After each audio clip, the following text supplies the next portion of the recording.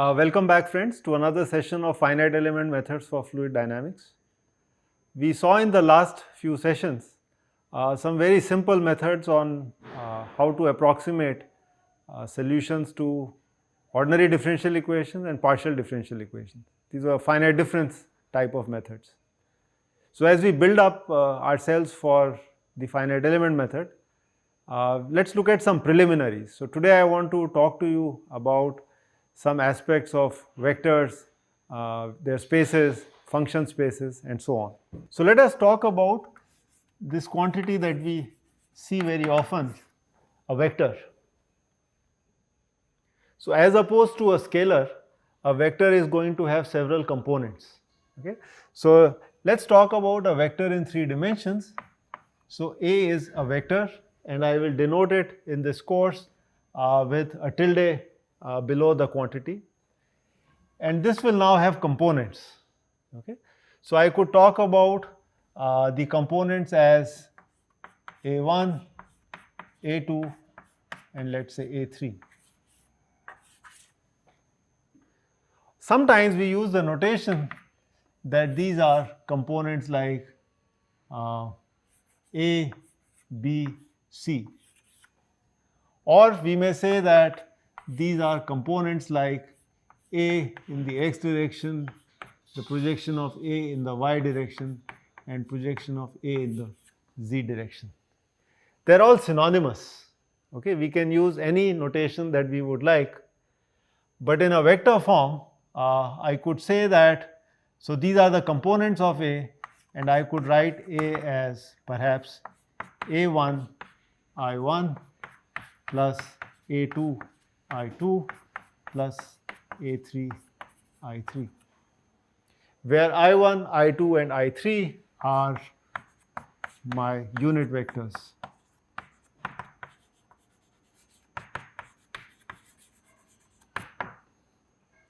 I could also write the same vector in this notation as Ax I plus Ay j plus Az k, which you are perhaps more familiar with, but you know they are exactly the same things.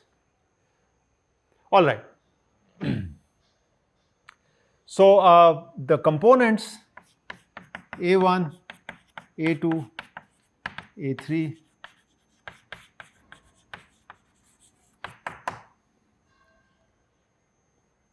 are related to the vector A in the manner that I have written.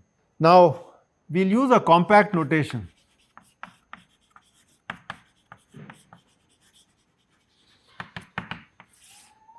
Which we will denote as the index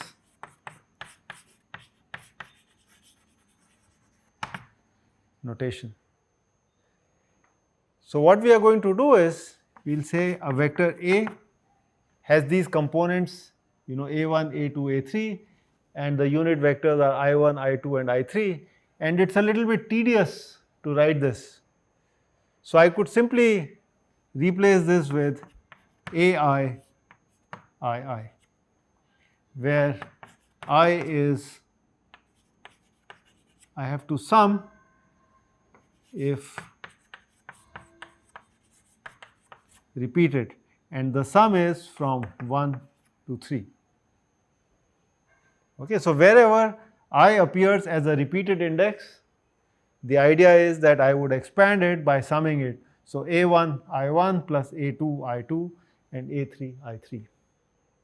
We will see as the course progresses that this is a very handy notation. Some of you may be already familiar with it, and I will say more about it when we use this.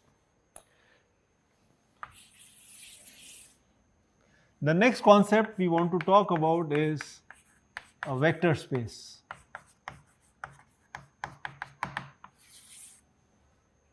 Right? So, consider a non-empty set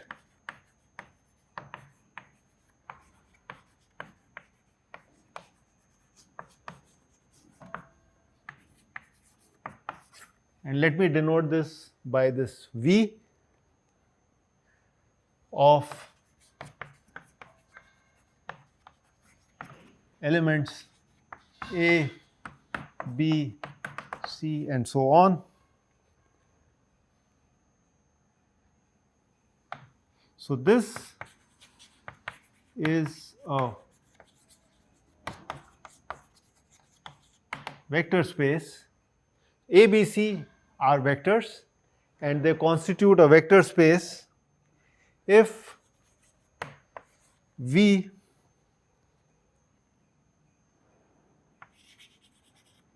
can allow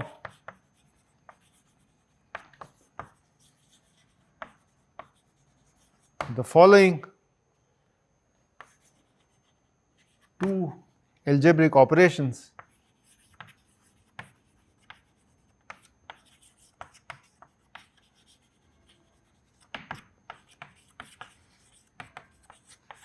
Related to vector addition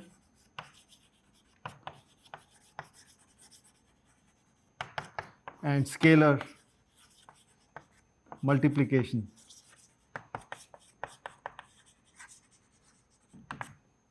And now I am going to specify these two. So first let us talk about vector addition.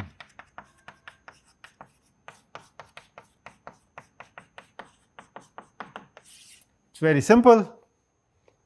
So if I have a pair of vectors, so for each pair of vectors A and B that belong to the set V, so I can choose any two vectors arbitrarily.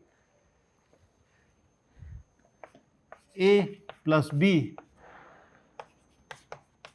also belongs to V. Okay, so very simple. Okay, so I should have the sum of any two arbitrary vectors also lying in the same vector space. The other thing that I would like to say is that we must contain a zero vector. So the vector space always contains a zero vector and we can denote that by 0. So 0 vector is something which has all its components are 0 in all the directions, such that if I add that to A, I get back A. And for every A that belongs to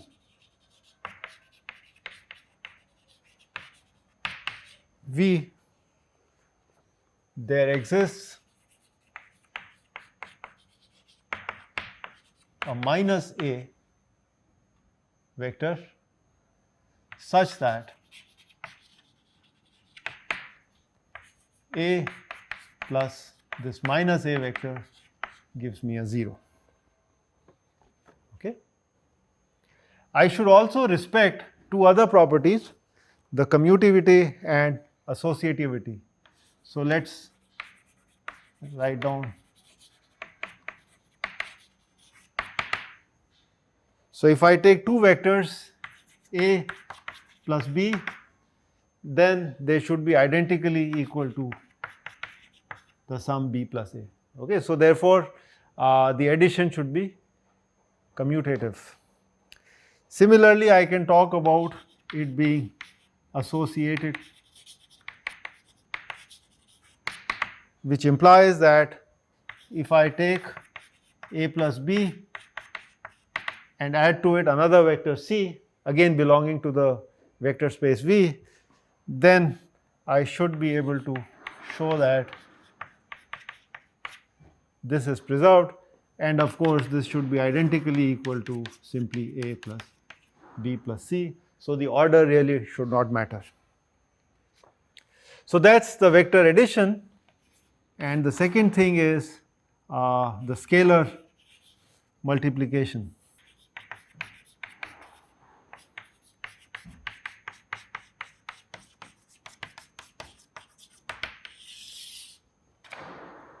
To be able to identify it as a vector space. So let S be a scalar, and I am going to again choose two vectors from the vector space, maybe A and B. So I must satisfy the following properties. So if I take the scalar A, S, and multiply that to the sum of the two vectors A and B, then this should be identically equal to SA plus SB. So this of course is the property which is the distributive property, and it should be respected. Similarly, if I take two scalars, so K is another scalar,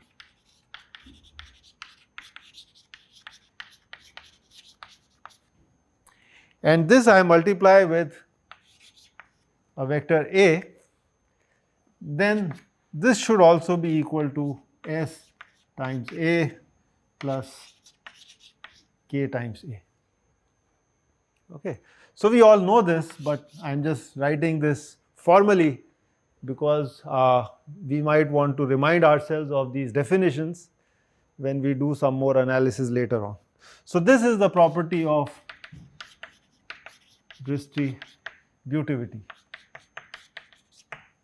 We are also going to have an additional property, which is that if I take S times K times A, again S and K are two scalars, then this should be the same as Sk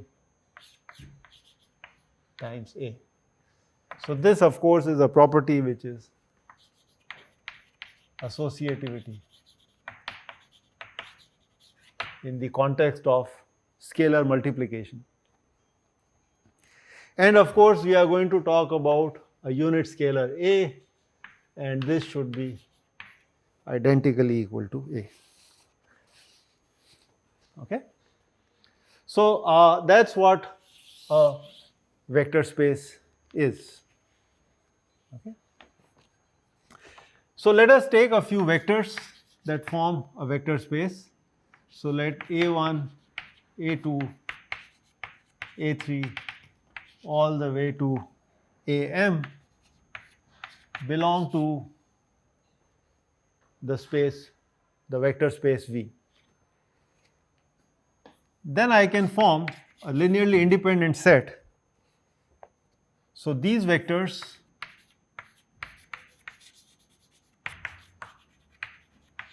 form a linearly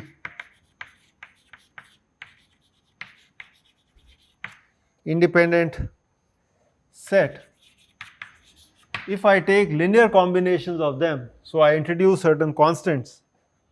So I take C1 is the first constant, multiply that with the vector A1, C2, A2 plus C3, A3, and so on. If I take Cm, An.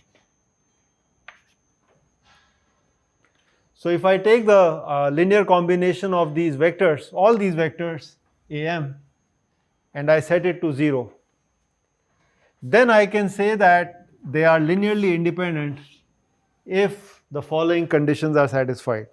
So this happens only if C1 is equal to C2 is equal to C3 equal to C4 all the way to Cm, they are all 0. Okay. So that means these none of these vectors can be written in terms of fewer number of vectors by using their linear combination. Okay. So if this condition is satisfied, then I have a set of linearly independent vectors. Now I can talk about the dimension of the vector space. So nu has a dimension n if it contains n vectors that are linearly independent. Okay. And these vectors, these linearly independent vectors form a basis. So you must have heard of this term earlier as well. So we are going to formally put it down now. So let me give you an example. So let us consider the two-dimensional space, which means the vectors that lie in the space of this blackboard.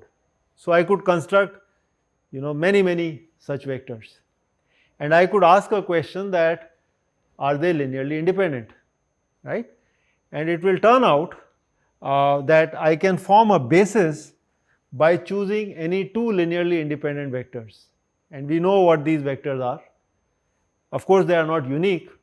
So one possible example is I could take a vector, a unit vector which is horizontal, and then another unit vector which is vertical. And all other vectors can be written as linear combination of these two basis vectors. So here is an example. This in two dimensions would constitute, so this is the vector I and this is the vector j. Okay. And I, of course, is 1, 0 in two dimensions, and j vector is 0, 1.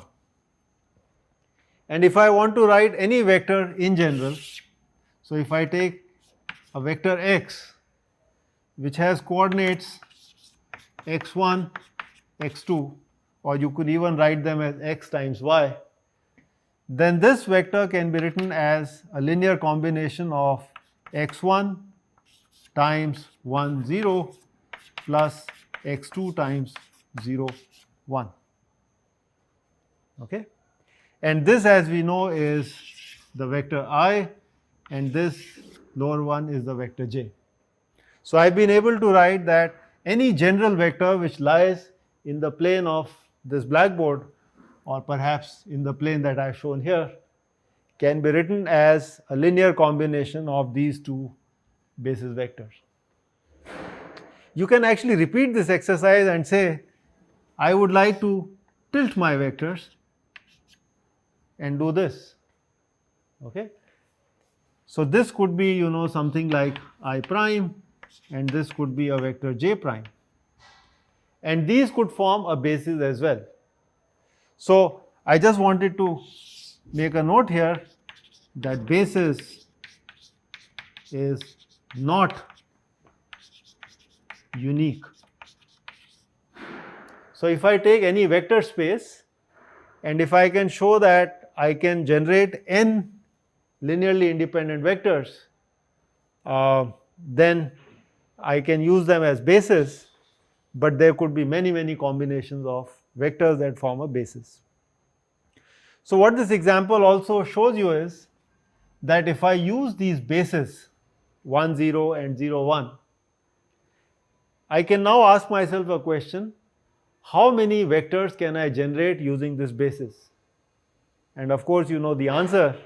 In this special case, that would be an infinite number of vectors. I can take infinite values of x1 and x2 and generate possibly all the vectors that lie in this two-dimensional space. I can do that for three-dimensional vector space as well, and so on. So sometimes we refer to that as the span of this set of vectors, or the span of V. Okay? So let's continue our discussion on vector spaces. So what we have concluded so far is that each vector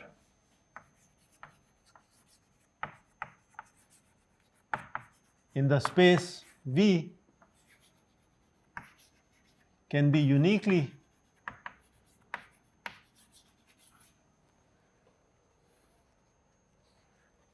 written in terms of its as a linear combination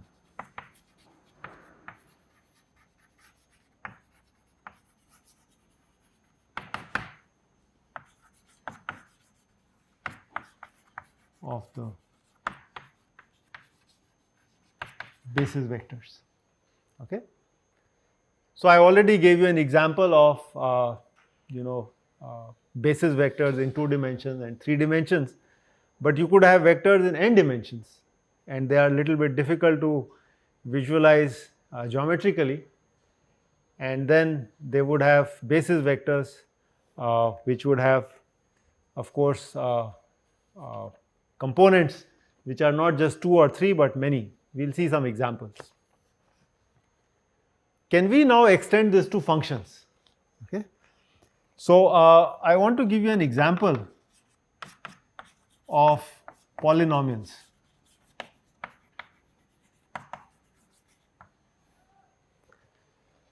So if I use the set of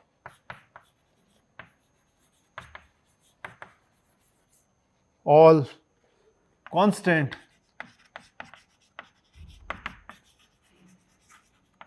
linear quadratic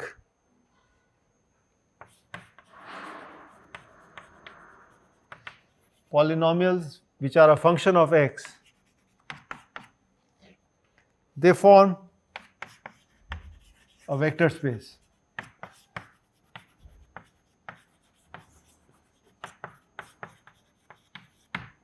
Right? And this space has a dimension 3, and a possible basis is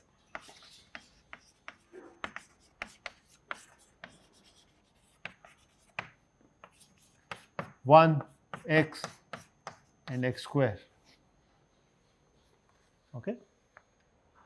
So I have considered the set of all constants, all linear functions, and all quadratic functions, I mean polynomials. And in fact, the claim is that these monomials 1, x and x square, their linear combination can in fact define the entire vector space. Okay. So these forms the basis, and you can see that it has a dimension of 3. I could now ask myself what would be the dimension if I wanted to include cubic polynomials. So I would have to include x cube, and then the dimension would become 4, n equal to 4. So likewise, if I wanted to have a vector set or a vector space which includes all the possible polynomials of any degree, arbitrary degree, then of course the basis would have to include that many functions, and therefore it would have an infinite dimension. So it would become an infinite dimensional space. Okay. So that brings us to the next concept, which is finite versus infinite dimensional space. And we will talk about this quite a bit in this course. So if I have vector space V contains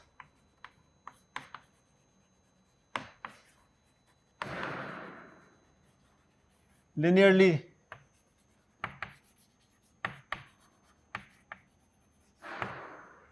independent set of n vectors,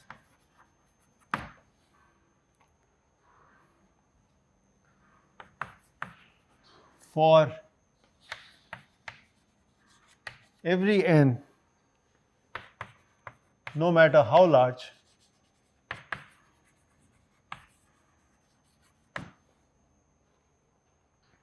then V is infinite dimensional.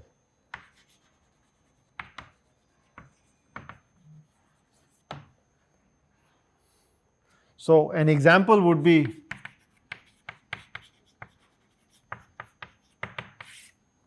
the set of all polynomials.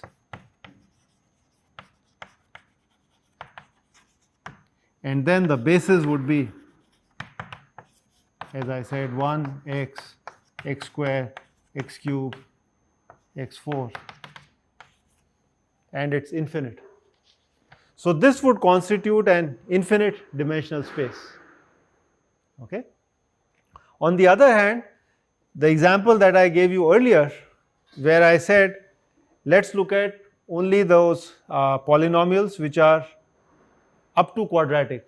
So I am including constants, I am including linears, and I am including quadratics. But I am excluding anything above than quadratics. Then I am talking about a finite dimensional space. Okay.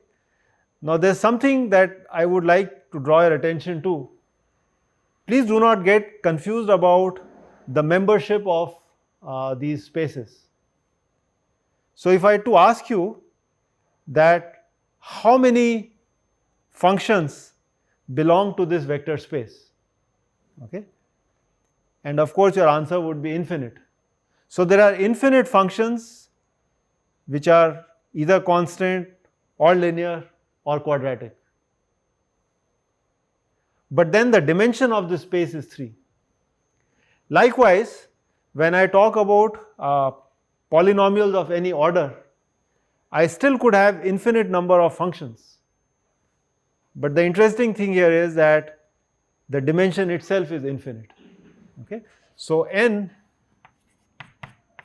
is infinite. Now this is where approximation comes in when we deal with numerical methods. So just to give you an example, suppose I was to approximate a function. So let's say I have a function of x, and let's say this is a function that is given to me. And now the question that is posed to me is, can I approximate this function f by piecewise linear functions? So all I am allowed to do is, I am allowed to take tiny intervals, but in each one of them I can only have a linear approximation. And what you can see I am doing is that initially I had a function which belonged to an infinite dimensional space. It could be anything. So if I considered this as a polynomial, it could have any degree, I do not know. But what I have been asked now is to represent this function by using a finite dimensional space, which is actually 1 and x. So I am only supposed to use a degree 2 space. Okay? But this is kind of piecewise. So in this interval it is linear, in the next interval it is linear, and in the next interval it is linear. So I am therefore trying to approximate an infinite dimensional function with a finite dimensional function. Okay? This is really the crux of all numerical methods. In the finite element method also we will try to do that. So I am supposed to find a vector field. It could be a velocity field, or it could be a pressure field, or it could be a temperature field, which is supposed to be infinite dimensional. But I will make some approximations and reduce that to a finite dimensional space. Alright, let us move on, and we want to talk about another interesting concept, which is the inner product.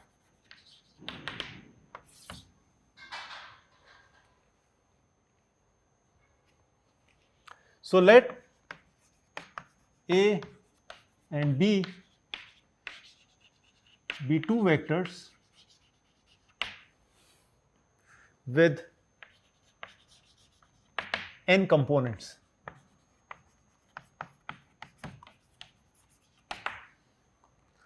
So I am denoting A as A1, A2 with n components, and B as B1, B2 and n components. In some sense, I am already saying that A and B they belong to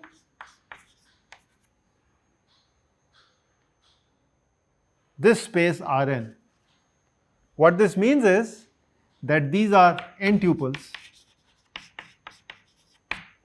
So A is a vector which has n components, and each of these components is a real number. Okay? So I can form A by choosing an n-dimensional real number, or real numbers, n of them, and therefore the dimension of this space is n. Similarly, I do it for B. Now I want to define the inner product. I am going to denote that with A dot B. So this is also known as the inner product, and sometimes also called as the dot product.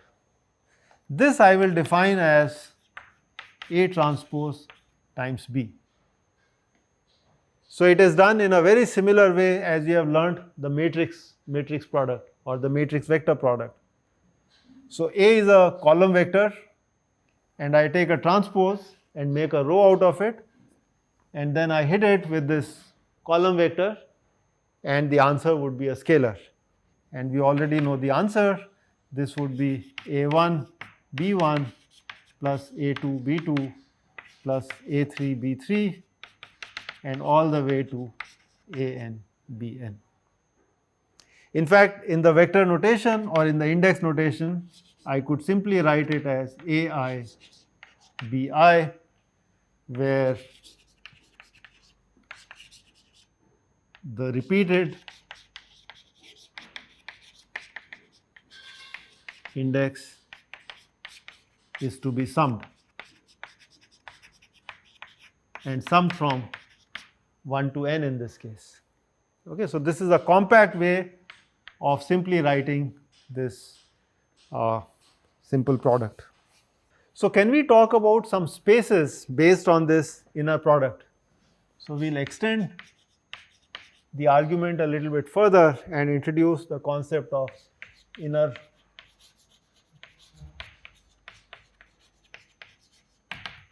product spaces. So we'll denote A dot B as simply the inner product.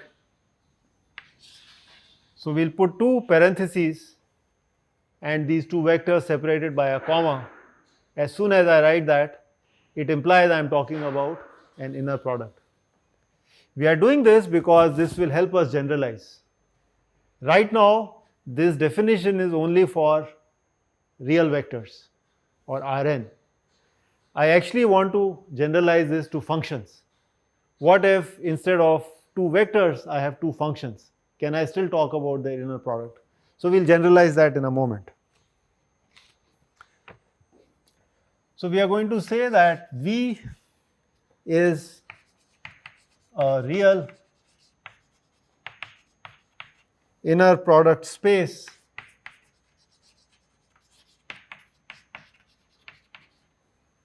In fact, sometimes it is also called a pre-Hilbert space.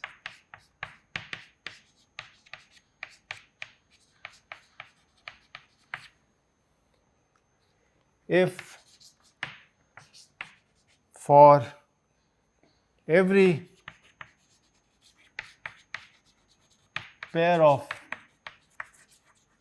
vectors A and B, so I can pick any two vectors in V,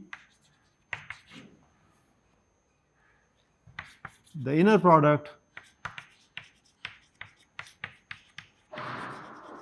which of course I have defined as by this notation satisfies the following conditions. So the first condition it should satisfy is linearity. And what we mean by that is that if I take a scalar q and multiply that with A plus another scalar q2, multiply that with B, and the inner product is with C, then this should be equal to Q1 AC plus Q2 BC. Okay, so that's linearity. The second property it should satisfy is symmetry. That means if I do an inner product of AB and I change the order to BA, it should not matter. Okay. And the third property is positive definiteness.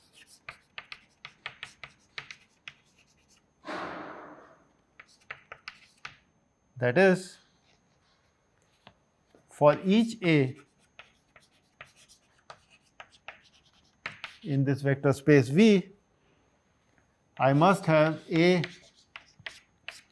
the inner product of A with itself. This should be greater than or equal to 0, and it is 0 if and only if A is 0. Okay. So if I can satisfy these three conditions in terms of how I define my inner product, please note that I have a liberty to define inner product. So it is me who chose that I will define inner product as simply the dot product of A and B. Okay. I could have said it is related to, the inner product is related to, let's say, the square of the components of A, but B as it exists. So I could actually write A dot B as A1 square B1 plus A2 square B2 plus A3 square B3 and so on. I can very well define that. But then you will see that many of these properties will not come through. I will certainly not have linearity, I will not have symmetry, I still might have positive definiteness, but even if one of them is not satisfied, then I don't have something which is called the inner product space. So when a space has these properties, there are certain advantages. We will not go into those details, but we'll just take that as a thumb rule. Some more properties of the inner product. So vectors for which inner product is 0 are referred to as orthogonal vectors.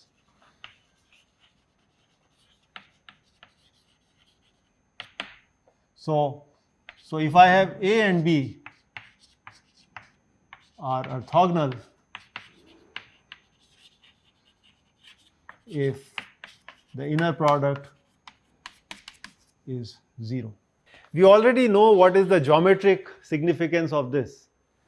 So if we look in 2 dimensions and there are 2 vectors whose inner product are 0, and of course the vectors are not trivial, they are non-zero vectors, then orthogonality means that they must be perpendicular to each other, normal to each other.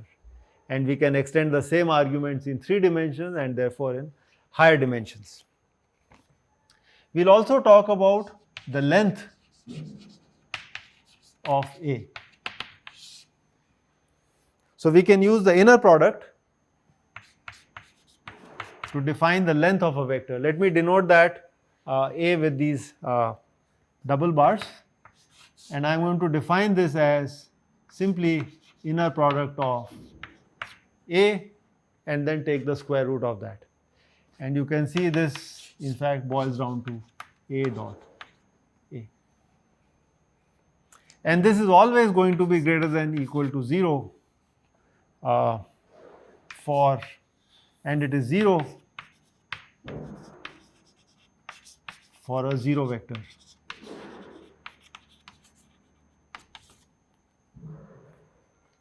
So I now have a way of defining the length of a general vector. Okay? A vector of length 1 is referred to as unit vector.